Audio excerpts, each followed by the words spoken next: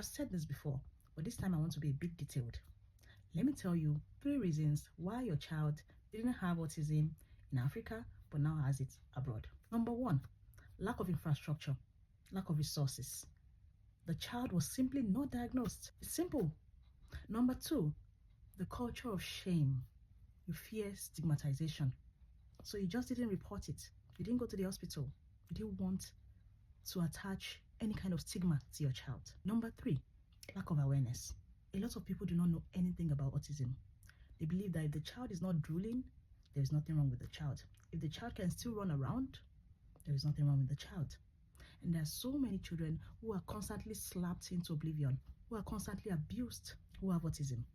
The parents just believe that if we hit her, if we hit him, the child will start to do better. This child is naughty. If you're strict with the child will start to get better.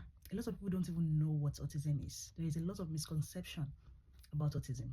That a child can still run around, feed themselves, doesn't mean that a child is not on the autism spectrum. And I think that we need to start to create more awareness about this. Read it, Google it. There are loads of great people who are living with autism. Some of the greatest people in the world are living with autism. I do not like it when I hear people say, my child didn't have autism in Africa, they now have it abroad. If they were not diagnosed, then you wouldn't know that they have it because you wouldn't have a name for it.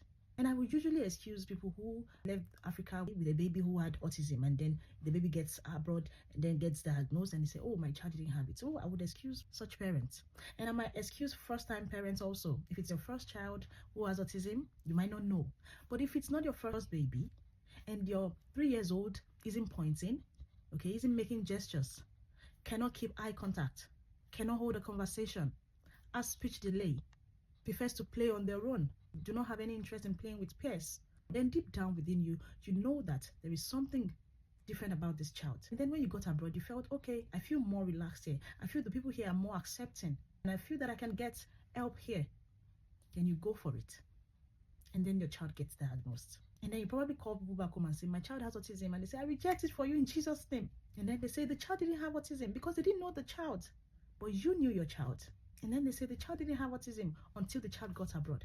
So it's not true. If you argue that it is vaccine or some other thing, yeah, maybe that can be open for a debate. But it definitely isn't because you left Africa, okay? I even read a comment that, oh, they don't like us. That's why we get here and they get diagnosed with autism. I think we need to start to drop that victim mentality because it doesn't allow you grow. It doesn't allow you be better. You can be stagnant emotionally if you continue to go around with that victim mentality. Just something I wanted to shed some light on. Cheers.